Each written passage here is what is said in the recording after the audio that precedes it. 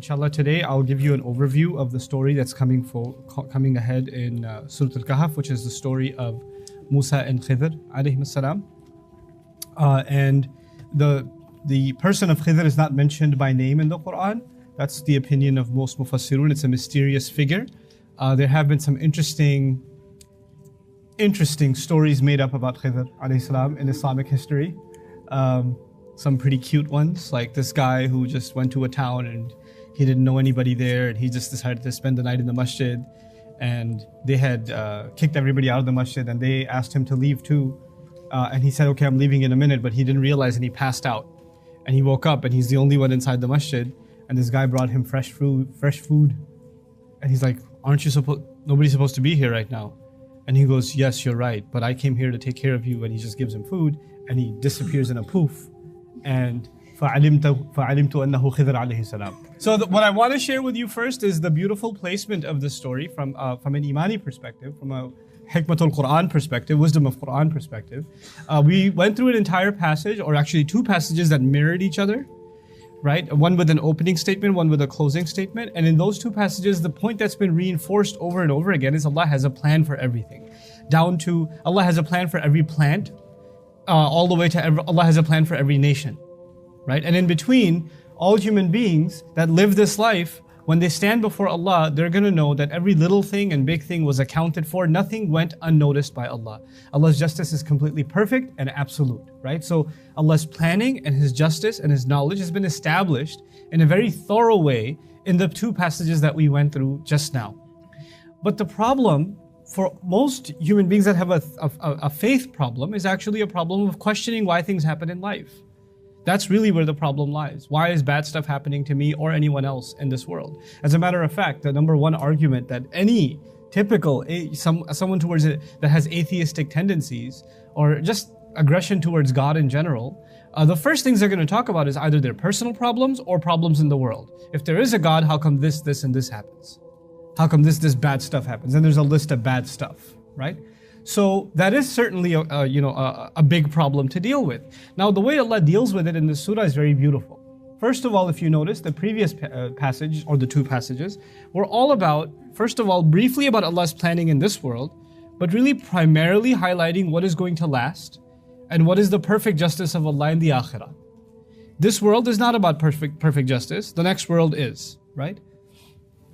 And yet Allah Azza wa Jal is going to bring everything back in order. Everything is going to be balanced out. But you have to believe in the unseen for that. You can't just believe in the seen world. You have to believe in the unseen. I would even argue, from whatever I've been able to understand, even in the Fatiha, it's actually Allah's perfection is part of Allah's perfection is actually in the creation of an afterlife.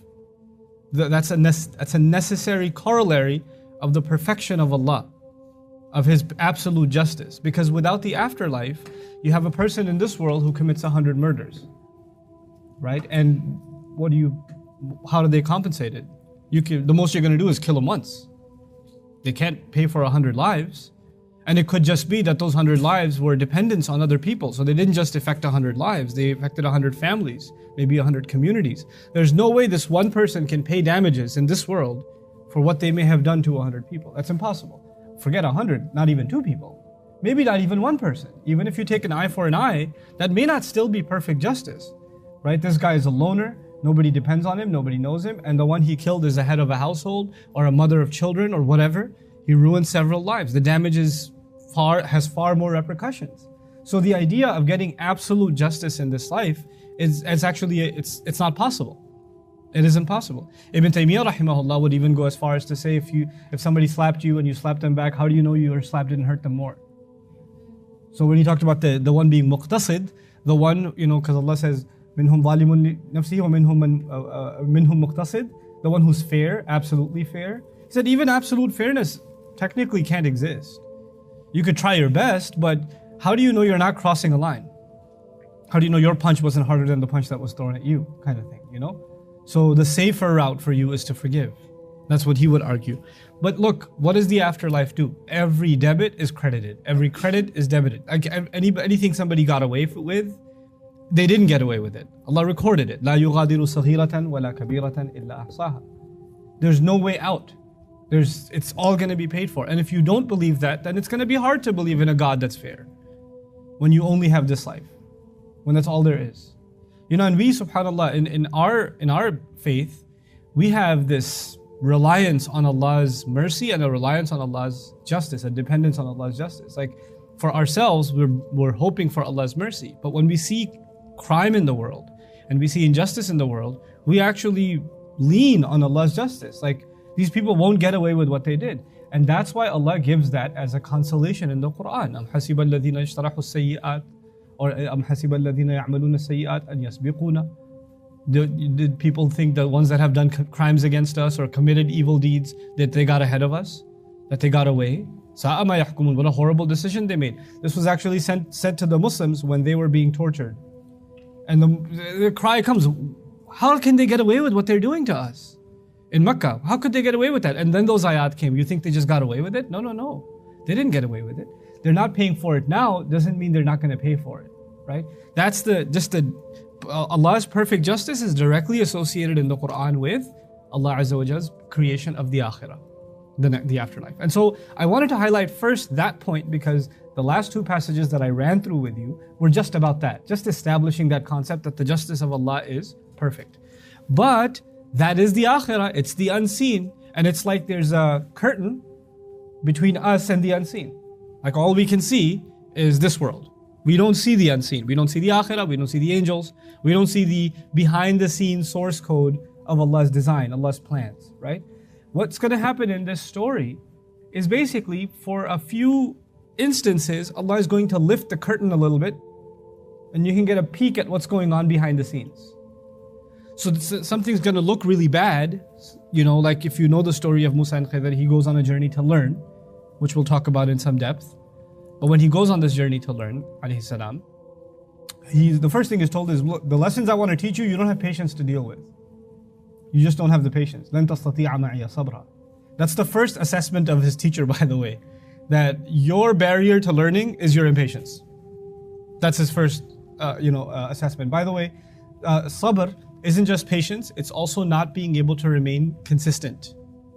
So for a student, one of the biggest dangers, even if there's a student as great as Musa alayhi salam, the danger is not being able to be consistent and also not being patient. Those two things together, right? So if that's a danger for him, that's certainly a danger for you and me in our barriers to learning. Anyway, so he says, you're not going to be able to be patient with me. Now, why is he not being patient? Because he sees things he can't tolerate. He sees basically, in two cases, injustices. And towards others. And in the third case, injustice towards himself. Right? In two cases, it's either, this ship that's being wrecked or a child that's been killed. And in the third case, he did all this work and he didn't get compensated. We could have just gotten paid at least. We're starving. Right? On a side note, by the way, part of the beautiful perfection of the surah and the symmetry of the story is that it began with him being hungry and asking, where's the fish? We gotta eat. And that's where trouble began. That's when his student got in trouble with him. Okay? And the story ends when they do hard work and they wanted to eat, right? And yastata'ama ahlaha. They wanted to eat food. And he says, we could have gotten paid. Now, why would they want to get paid? It's obvious in the ayah, because they wanted to eat food. And he's like, that's it, you're expelled from this university. And he's, so where it began is kind of where it ended, with hunger of Musa alayhi salam. I thought it was adorable. But anyhow, in all three of these stories, then Allah lifts the curtain. And He shows a little bit of a peek of the unseen. So you know that justice isn't just waiting until the Day of Judgment. There is justice happening in this world as well. There are things that are fully going to be compensated, but in a limited sense, Allah is still executing justice every single day in this world, in ways you cannot directly understand. So even the death of a child, which you might think is a horrible thing, there's more at play. Even something like a ship being damaged, there's more at play. You didn't get paid, yes, that's unfair, but there's a bigger thing at play here. There's a larger problem here. Okay? Because by the way, if they did get paid, then they'd have to get paid from that money that's hidden inside the underground, which means that the location of those assets would be exposed to a very greedy nation, right? So they couldn't get paid. Even though fairness would suggest that you could take some money out of there because you're the one protecting it or you're the one building that wall. They couldn't do that. Nobody else is going to pay them. Actually, they were providing the service to those two boys, not anybody else, right? Anyhow, so that's a little bit of kind of the overview of the story. Now I want to show you the organization of the story, just some things. There are a few passages in this story. The first of those passages, I'll run through the translation quickly. Don't worry about my notes. They don't make any sense to any normal human being. وَإِذْ قَالَ مُوسَى لِفَتَاهُ, when Musa said to his young lad, Fata. Fata means young man. Fata is the same origin as the word fatwa. What does fatwa mean? What does fatwa mean? Legal verdict? Legal ruling, right? Actually, fata yaftu means to pass a judgment. And fata means when you're at the age where you're responsible for the judgments you pass, for the decisions you make. You know, when you're no longer a minor in the legal sense, you're an adult now, you may be tried as an adult, that's when you're called a fata. That's why fata and fatwa are from the same origin. Same way when girls are of the age where their decision is their own, which means they're ready to get married, they're called fatayat. That's when they're called fatayat, okay? Anyhow, so when Musa alayhi salam said to his fata, La abrahu, you did la ma bariha, madama, marzala. What is ma bariha? I don't remember. Okay, good, you don't remember either. We'll forget together. You'll remind me tomorrow, or one day. La abrahu hatta abluga majma' al-bahrain. I'll translate, I will not abrah until I reach. Anyone? Nobody remembers abrahu? I'll keep going. La abrahu actually means I'll keep going. Hatta abluga majma' al-bahrain, until I reach the union place. Majma', by the way, a dharf, right? Maf'alun wa maf'ilun wa maf'alatun. The place of the union of the two seas. Aw amdiya huqba, or I'll spend lifetimes going. So he's showing his commitment to I need to find this place where the two waters meet, the two bahr meet. فَلَمَا بَلَغَ, then when they finally reached it, both of them reached it, مَجْمَعَ بَيْنِهِمَا, the union between the two of them, between the two seas, نَسِيَا حُوتَهُمَا, both of them forgot their fish. Allah is not saying that the young man forgot the fish. Allah is saying نَسِيَا. هُوَ نَسِيَهُمَا. نَسِيَا, they're both responsible for forgetting the fish. فَاتَّخَذَ سَبِيلَهُ فِي الْبَحْرِ سَرَبًا, and it took its path. The fish took its path in the sea. Sarab comes from the word sarab. Sarab is a little bit different from sharab. Sharab is drink. Sarab is the image of a drink, meaning a mirage. It looked unreal. Fil bahri saraba, in a way that was unreal. Like it didn't. Is that really happening? I must be tired. And you just kind of pass out. Because this half-eaten ship, or fish rather, is jumping off ship and then jet skiing down the sea. And it's leaving a wake too. That's saraba is also the wake that it leaves behind. So that's what happened. فَلَمَّا جَاوَزَا, I'm missing a fa. فَلَمَّا جَاوَزَا قَالَ لِفَتَاهُ آتِنَا غَدَاءَنَا, when they passed by it, and they've already crossed it. When they've crossed it, he says to his young man, his intern basically, who's also considered a prophet according to Israelite tradition, right? Atina ghada'ana, bring us our lunch. لَقَدْ لَقِينَا مِنْ سَفَرِنَا هَذَا نَصَبًا, we've met with quite a bit of exhaustion because of this journey of ours. Interestingly, the word nasab means exhaustion. It's the most exhausting of the three status also. It's like so many kinds of nasab, right? But anyway, it's well named, So we've been hit with quite a bit of exhaustion because of this journey. So this journey of ours. So let's eat some fish. قال أرأيت إذا وينا إلى الصخرة. Did you also see when so the student starts by saying, by the way, didn't you see that too? أرأيت إذا وينا إلى الصخرة, when we were taking some refuge near that cave, because the ocean was getting a little turbulent, so we went towards that rock, remember? Maybe we'd get some shelter for a little while. فإني نسيت الحوت. Then at that time, because things were so crazy at the time, I kind of forgot the fish. وَمَا أَنْسَانِهُ إِلَّا شَيْطَانًا أَذْكُرَهُ. And he notices that maybe Musa is getting upset, so he goes, no. None but shaitan made me forget. It was nothing but shaitan. It wasn't me. Shaitan got me.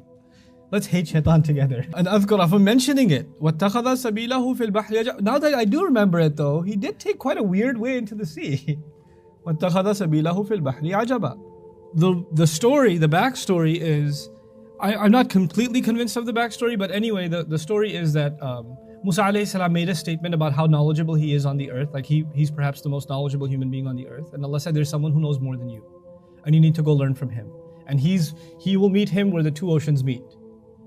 So he gets determined to learn now and, grabs this assistant and they go out to sea to find this person that Allah has instructed him to meet.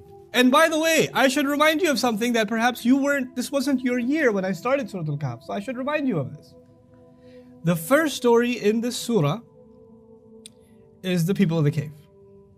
And the great crime committed with that story is that people asked irrelevant questions. How long did they stay? How many were they? Who cares? That's not the point. You should learn to say, Allahu Rabbi, Qur Rabbi a'lamu bi'iddatihim. Allahu a'lamu bima labithu. Allah knows better, Allah knows better, Allah knows better. He hammered that in the first story. And then he tested you and me with 3 more stories in this surah. In all of them, you have to ask, wait, when did this happen? Who, what, where, what location? What year? Who's this young man? You're going to ask questions about Dhul Qarnayn. Same kinds of questions. You're going to ask questions about Musa and Khidr. Even the 2 gardeners. Where are these gardens? Who are they? Are they at the time of the Prophet or before? Like Allah first taught you, here's how I want you to learn stories. Learn to not ask too many questions. By the way, in this story, the teacher is going to say what? Don't be asking too many questions. And I'm not going to tell you the whole story. حَتَّى أُحْدِثَ لَكَ مِنْهُ ذِكْرًا, until I mention a little bit to you. Think about the little bit I tell you, don't worry about anything else. It's actually Allah's way of telling the story. It's not just the story itself. Right? Which is why the outside, this is the background, this is where they went. Did they go by land or sea? Excellent question. How do we draw the line between seeking knowledge, because that's what we're trying to do, and asking too many questions? You can ask as many questions as you want. Learn to ask the right questions, and you can ask as many questions as you want. The thing is not you don't have the right to ask questions. The thing is, what is the thought process that leads you to your question? You're learning the story of Yusuf. Hey, what's the minister's wife's name? I mean, that scandalous lady, what's her name? Well, so your question didn't arise from something Allah made you curious about. What Allah emphasizes, you ask about. What Allah de-emphasizes, you learn to de-emphasize. You see? Ratib al-Nabulsi, the way he taught this to me, even though I've taught this in the beginning of Surah Al-Kahf, I'll repeat it for you guys, because it's important for you guys.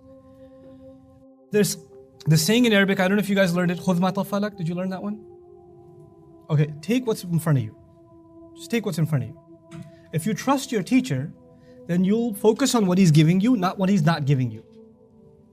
What happens is, Ustad Adam is teaching you one day, a long time ago, about what's a mudaf and what's a mudaf ilayh. But are there some cases?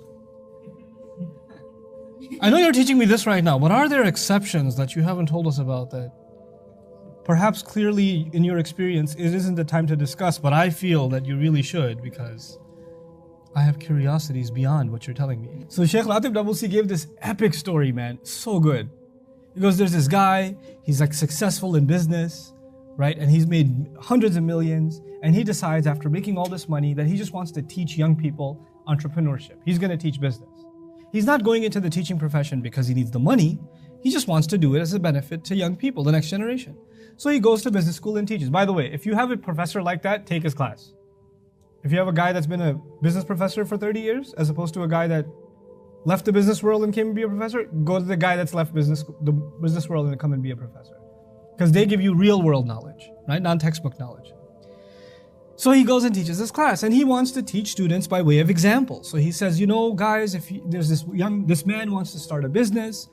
First, he did a lot of research into his product and the location where he wants to open his retail establishment. He did a lot of research about pricing and rent versus buying. He looked at the tax strategy. He looked at the location. He looked at the kind of advertising and branding and the colors that he should be looking at. He looked at inventory and income versus expenses. How much should be he spending in the first quarter, the second quarter? What were his projections for the first year? He makes this whole story up about this guy who's starting his business. And he put it in the form of a story. Why? Because then students can remember it easier. If you make a list of things, right, then it's harder to remember. If you put it in a story, like the words Arab said are feminine, it's just easier to remember, right?